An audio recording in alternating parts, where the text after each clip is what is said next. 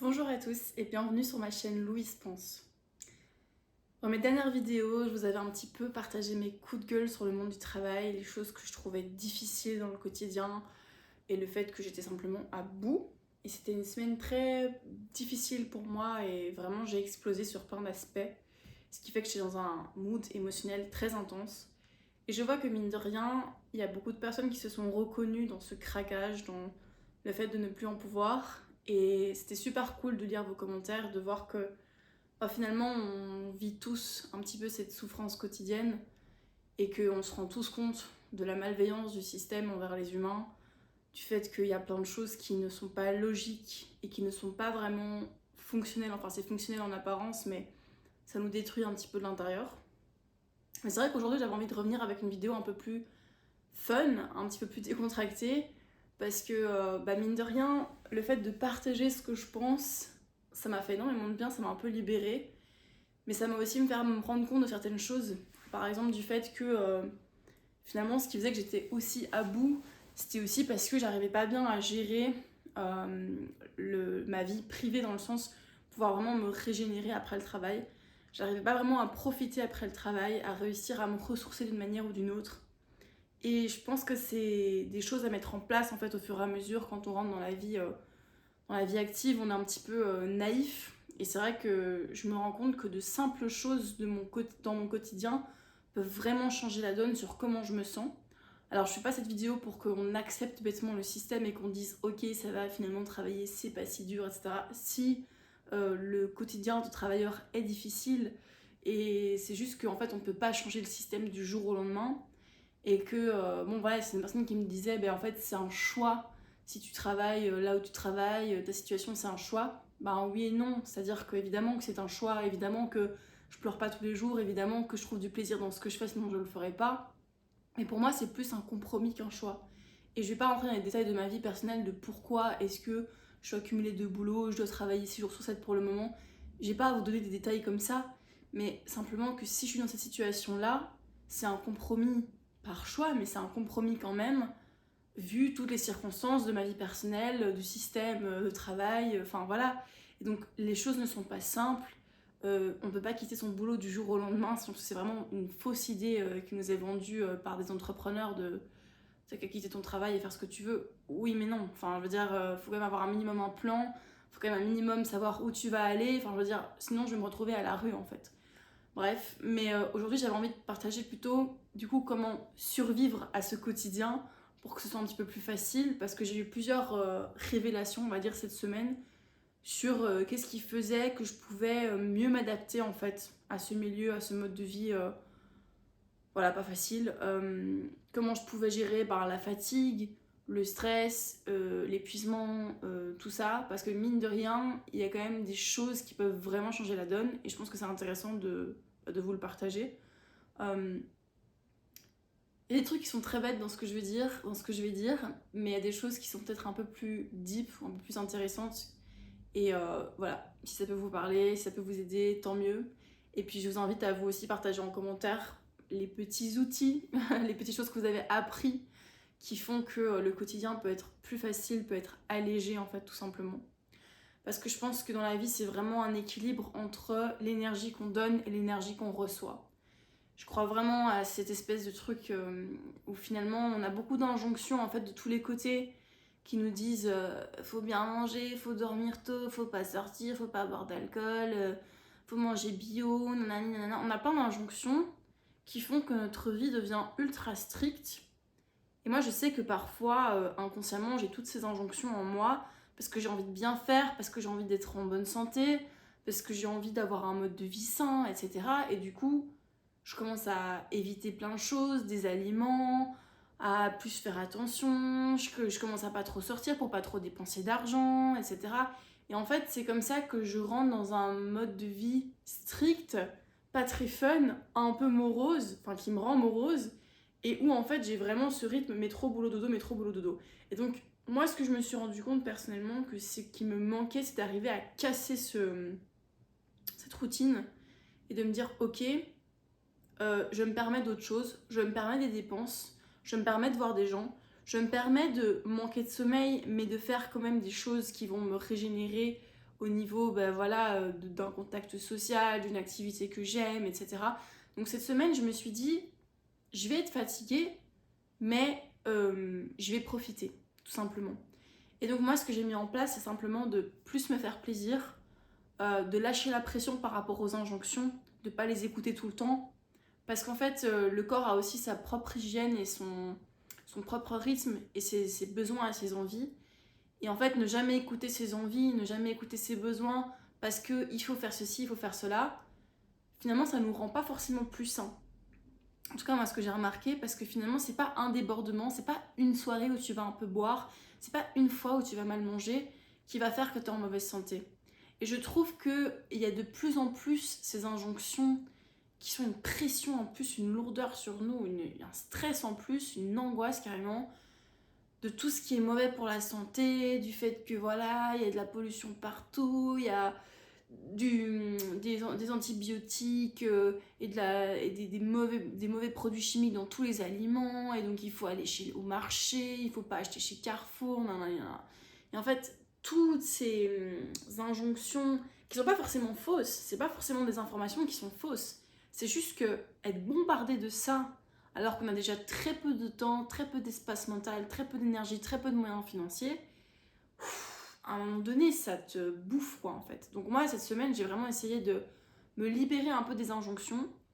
J'ai vu plus de monde, je suis un peu plus sortie de chez moi, je me suis amusée, j'ai bu un coup, j'ai bien mangé, j'ai été manger au restaurant, etc. Des choses que je me permets pas toujours de faire. En tout cas, quand je les fais, j'arrive même pas à kiffer parce que je me crispe en mode « Oh non, je vais dépenser de l'argent, oh non, je vais mal manger ». Et là, j'étais en mode « Je m'en fous, en fait. Je me fais plaisir, j'en ai besoin. » Et on pourrait se dire non mais en fait c'est hyper superficiel et tous ces trucs, aller au restaurant, machin, c'est nul, c'est pas ça qui fait que t'as une bonne vie. Bah, moi je suis pas d'accord. Je trouve que justement ça fait toute la différence. Et je me suis vraiment poussée dans mon délire de j'ai envie de me faire plaisir cette semaine. Et ça veut pas dire que toutes les semaines je vais répéter ça, aller au restaurant, boire des verres, etc.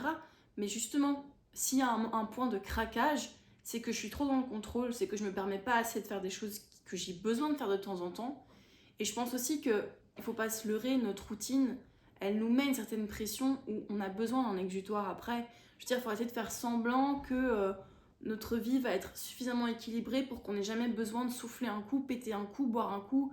Et je dis pas je veux pas pousser à la consommation ici, moi je suis pour une société sans alcool en soi, dans le sens où c'est de toute façon mauvais pour la santé, mais encore une fois, là je rentre déjà dans un extrême et c'est pas utile. Je veux dire, effectivement, l'alcool crée énormément de dégâts dans la société et je vais jamais encourager les gens à consommer.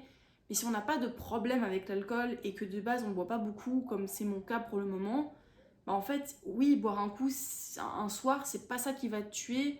Ou en tout cas, sortir de ta caverne, sortir de ta routine, aller dormir un peu plus tard, etc. Parce que tu vas faire un événement culturel, parce que tu vas avoir des amis, que tu vas faire un resto, un ciné, j'en sais rien. En fait, ces petites choses-là, vont vraiment faire une réelle différence dans ta vie. Alors là, vous allez me dire, mais Louise, mais on sait tout ça, enfin, t'es 3 gars en retard. Enfin, peut-être, mais je pense qu'on est beaucoup à oublier de l'appliquer. C'est des choses qui paraissent banales, qui paraissent tout à fait logiques, mais en soi, je pense qu'on est beaucoup à rentrer dans cette routine où on voit plus que sa famille, on voit plus que sa maison, on voit plus que ses 4 murs, en fait. Et c'est ça qui est hyper dangereux pour la santé mentale, c'est cette répétition monotone d'être tout le temps dans le même environnement. Et donc finalement, c'est à nous au lieu de se dire « Ah non, je suis fatiguée, je vais rester chez moi », de me dire bah, « Je suis fatiguée, mais je vais quand même aller faire ce que j'ai prévu de faire, mais je vais quand même me bouger le cul, aller faire du sport, aller voir une amie, sortir me balader. » Et je pense que vraiment, faut se bousculer dans le sens où il n'y a pas que le repos qui fait qu'on se repose. C'est pas forcément dormir, enfin oui, dormir est essentiel, mais c'est pas forcément se reposer, rester dans le canapé qui va nous faire du bien. Parfois, on se repose plus en allant marcher, parce qu'après, tu as une bonne fatigue, tu vas dormir mieux. En fait, c'est ça qui est important, c'est d'avoir un rythme de vie où tes journées ne se ressemblent pas trop pour pas avoir l'impression d'être dans cette boucle. Parce que quand on a l'impression d'être le hamster qui court dans la cage, c'est là que ça devient vraiment problématique. Et moi, ce que je me rends compte, c'est que vraiment, c'est pas aller au travail qui est difficile. En soi, quand je travaille, j'aime quand même ce que je fais. Donc, c'est pas aller travailler qui est compliqué. Ce qui est compliqué, c'est comment je me régénère ensuite pour justement pas devenir dingue et pas avoir l'impression d'être un hamster qui court dans une cage. Et c'est ça, en fait, qui est compliqué. Et c'est pour ça que j'ai craqué. C'est parce que je me permettais pas assez de choses. C'est parce que j'étais dans ma boucle, en fait. Et Et voilà, et donc moi ça c'est une des révélations que j'ai eues un peu cette semaine, et naturellement j'ai fait beaucoup plus de choses. Et après je vais venir au deuxième point qui m'a beaucoup aidé et qui pour moi est le plus important.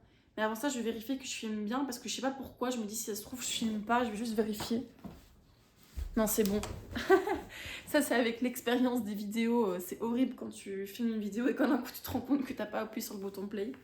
Bref, du coup le deuxième point que je voulais partager, qui est vraiment le plus important, et pour moi ça a été une révélation assez deep en fait, c'est que, bon je sais pas si je vous avais dit, mais moi je suis quelqu'un qui me plaint beaucoup très vite. C'est vraiment un gros défaut que j'ai un peu une impulsivité. Bon désolée, je vais passer pour une débile, mais je suis poisson ascendant bélier, ok. Alors vous pouvez vous moquer de moi parce que je crois en l'astrologie, je m'en fous, ok. Allez-y, écrivez en commentaire que je suis débile, allez-y, faites-vous plaisir. Comme je vous ai dit de le faire, vous ne le ferez pas en fait, donc voilà, je suis intelligente. Mais bref, du coup, non, j'ai un côté déjà dramatique, genre hyper émotionnel, etc. Mais aussi j'ai un côté impulsif en fait. Et vraiment j'ai ce truc depuis assez jeune en fait, où parfois quand je suis dans un truc un peu morose ou un truc un peu répétitif et tout, et que ça m'affecte émotionnellement, je peux devenir vraiment quelqu'un de très désagréable à vivre en fait pour mes proches. C'est-à-dire que la mauvaise humeur, je vais la dégager sur les autres, je vais être vite agressive quand il y a des choses qu'on me dit que j'aime pas, et je vais être fort sur la défensive, ou alors je vais me plaindre tout le temps d'un bête truc, mais vraiment des détails, je vais me plaindre. Et je me suis aussi rendu compte que c'est ça qui m'avait pourri, par exemple la semaine passée, c'est que en fait il y avait des trucs qui allaient pas, mais des trucs vraiment minimes qui allaient pas au travail, et moi je me mettais dans un état pas possible parce que c'est pas à sa place, ça tourne pas rond, c'est pas assez organisé, et moi je me mettais dans un état de ouf où je prenais trop le truc à cœur. Et ça c'est aussi vraiment un truc où j'ai essayé de prendre du recul au travail, de me dire ok, il y a des choses que je peux pas contrôler en fait. Et ça veut pas dire que je peux pas communiquer ce qui va pas, évidemment c'est important quand même de... Enfin ça montre finalement que je suis impliquée au travail et que j'ai envie de faire les choses bien et que toute l'équipe soit bien organisée, donc c'est une force. Mais il faut pas que je prenne tout de manière exagérée, il faut pas que je commence à engueuler les autres tout le temps parce qu'il y a un truc qui est pas à sa place. Enfin je veux dire, faut que moi-même aussi je puisse lâcher prise et me dire ok, enfin c'est pas non plus mon business, c'est pas moi la boss, il y a un truc qui est pas à sa place, il y a un truc qui est pas fait, ben je le communique, mais je le prends pas trop à cœur. Je fais pas en sorte que ça me bouffe mon énergie dès le matin. Et donc, de manière générale, j'ai eu cette approche où quand je sentais que je rentrais dans ce truc d'être tendue, de me plaindre de ma situation, d'être dans le jugement de ce qui se passe, je voyais la connerie en fait. C'est ça qui s'est passé, c'est pour ça que je parle un peu de révélation. C'est que c'est pas juste que j'ai voulu me contrôler, c'est que je me suis rendu compte de la bêtise de ce que je faisais. Je me suis rendu compte que là, en fait, me plaindre, ça va juste me gâcher mon moment pour rien. Ça va transformer ma journée en quelque chose de négatif. Alors que si je redescends un peu et que j'arrête de juger ce qui se passe et que je prends les choses comme elles sont, ben finalement, je vais vivre ma vie beaucoup plus sereinement, je vais vivre ma journée beaucoup plus, de manière beaucoup plus décontractée en fait. Détendue, relax. Et finalement, j'ai trouvé beaucoup plus d'amusement, de beauté et de légèreté dans mon quotidien, justement en arrêtant de me plaindre. Et ça, c'est crucial. Enfin, pour moi, c'est vraiment le truc que j'ai appris cette semaine et que j'espère pouvoir continuer à appliquer parce que c'est un défaut qui est crasse. Vraiment, se plaindre tout le temps. Alors, autant, voilà, faire des vidéos coup de gueule, j'appelle pas ça. Enfin, je veux dire, c'est normal de se plaindre à certains moments. Mais par contre, se plaindre, vous voyez, à soi-même et aux autres, constamment pendant la journée. Vous voyez ce truc-là de tout le temps se plaindre constamment pendant la journée. Ah non, j'ai cassé ça. Oh non, j'ai oublié ça. Oh non, ça c'est... Enfin, vous voyez ce que je veux dire, ce truc pour tout plein de petits détails. Et alors en vouloir aux autres parce qu'ils ont fait tomber un truc. Enfin, je sais pas si vous voyez ce que je veux dire, mais t'es dans un état de tension comme ça et tu râles à chaque fois qu'il y a un truc qui va pas. Mais en fait, dans la vie, il y a toujours des petits trucs qui t'échappent. Et c'est pas forcément une mauvaise chose, c'est juste comment sont les choses et il faut accepter que ça se déroule jamais comme on veut. Et une fois qu'on a ce lâcher prise de peu importe ce qui se passe, on s'adapte, en fait tu te rends compte qu'il n'y a rien de grave. En fait tu te rends compte que tu te plains pour des trucs qui n'en valent tellement pas la peine quoi. Et ça c'est vraiment le truc qui a changé dans ma semaine parce qu'en fait on se rend pas compte de l'impact que ça a de se plaindre parce que ça te met dans un état de merde. Ça empiète aussi sur les autres. Moi, je sais que j'ai pu être désagréable avec mon copain à cause de ça. Et du coup, maintenant, ce que j'ai vécu cette semaine, c'est que en fait, on a passé des bien meilleurs moments parce que justement j'étais pas casse-couille en fait. Et je pense que c'est important parfois de... C'est pour ça que je dis toujours dans mes vidéos qu'il faut se regarder en face soi-même et que c'est le premier truc à faire si on veut changer la société parce que en fait je suis qui pour donner des leçons, pour dire qu'est-ce qu'il faut faire aux gens si moi-même je me comporte comme de la merde. Et en fait on a tous des défauts, tous des choses à travailler et il faut s'en rendre compte. Et moi c'est vrai que j'ai eu ce truc cette semaine de me rendre compte de choses qu'on m'a déjà dit plein de fois, hein, que mes proches m'ont déjà dit plein de fois, etc., sur mon caractère, mais que parfois j'écoute pas, je me laisse emporter, je reviens avec une mauvaise période comme ça. Et en fait, là, de me rendre compte de ma bêtise, de mes mauvais comportements à moi, qui me gâchaient ma vie et qui empiétaient sur les autres, je vous jure, ça fait la différence de fou. C'est-à-dire que le fait d'avoir conscience de comment on se comporte vraiment au quotidien, en fait, le simple fait d'avoir cette conscience-là, tu t'ajustes automatiquement. Tu changes de comportement automatiquement. Il n'y a même pas vraiment d'effort à faire, c'est ça qui est fou en fait. C'est que c'est pas une question de oh, attention, je vais faire très attention à pas me plaindre et tout. Ça marche pas comme ça. C'est une fois que tu as vraiment pris conscience de la stupidité, de l'inutilité que c'est de se plaindre en continu, que tu peux bah voilà, step back et juste faire autrement. Voilà, vivre différemment. Et ça pour moi, ça a été la grosse révélation. Et c'est là où je vais encore venir encore à autre chose, c'est que si je peux vraiment donner un conseil pour pouvoir vraiment se rendre compte un petit peu de l'état de notre vie, de notre comportement et tout, c'est vraiment d'avoir des moments de silence. Parce que aussi les révélations que j'ai eues, je les ai eues dans des moments où, par exemple, j'étais très fatiguée, je scrollais beaucoup et tout, puis je me disais, ok, j'ai pas envie de lire, je suis tellement crevée, mais j'ai plus envie de scroller, qu'est-ce que je peux faire? Et puis, du coup, ma solution parfois, c'était juste, ok, je vais m'asseoir et je vais rien faire. Parce que là, j'ai juste besoin de souffler sans m'occuper l'esprit. Et donc, je me suis posée un moment sur mon lit avec mon thé et je regardais dans le vide et je regardais autour, enfin, dans le vide, je regardais autour de moi. Et en fait, dans les moments de silence comme ça, un peu introspectifs, il y a des révélations qui viennent. Parce que le cerveau, pour trouver des réponses, a besoin d'être au repos. Donc c'est un bon sommeil, une bonne nuit de sommeil te fait toujours voir les choses mieux évidemment. Mais comme moi par exemple, j'ai des moments où je dors mal, je donnerai un exemple après, mais cette semaine j'ai de nouveau un peu manqué de sommeil à cause de mes horaires où je dois me lever super tôt. Et en fait, dans les moments où tu es hyper fatigué, si tu peux pas faire une sieste ou un truc comme ça, ce que tu peux faire c'est juste te poser et rien faire. Et en fait, par exemple, la contemplation, donc tu es dans le bus, tu regardes ce qui se passe, tu regardes les gens, tu regardes la vie, ou chez toi, tu regardes juste autour de chez toi ce qu'il y a, les objets, etc. Et t'es juste comme ça chill. En fait, ça crée un repos au cerveau qui fait que tu vas pouvoir mieux te comprendre parce que tu vas avoir des révélations dans le sens où quand le cerveau il se repose et qu'il est plus occupé, l'esprit trouve des réponses et c'est comme si la vérité ressortait en fait dans cet état de silence. Je sais pas si vous comprenez ce que je dis, si c'est clair ou si vous avez déjà vécu ce genre de choses. C'est un petit peu comme l'état méditatif finalement. Mais pour moi, il n'y a pas besoin de se mettre comme ça pour avoir des réponses. C'est vraiment juste en étant détendu, en étant calme en fait, qu'on arrive à voir plus clair. Et c'est pas quelque chose à forcer, c'est pas un état à forcer, c'est un état qui vient naturellement. Et donc de temps en temps, ne rien faire, c'est très très important aussi dans son quotidien. Moi j'ai tendance à vite beaucoup scroller. Et je suis pas anti-scrolling, anti-réseaux sociaux parce que je trouve que ça fait du bien aussi quelque part et que c'est une manière aussi un peu de rien faire. Mais par contre, je pense qu'à un moment donné, garder l'esprit constamment occupé, c'est clairement mauvais. Enfin, c'est scientifiquement prouvé de toute manière. Et que vraiment, cet état de silence peut apporter quelque chose aussi de positif dans sa semaine pour se réajuster justement et pour se reposer l'esprit. Donc voilà, et puis j'avais encore un élément, je crois, mais j'ai un peu oublié là ce que je voulais dire. Est-ce que je vais me rappeler?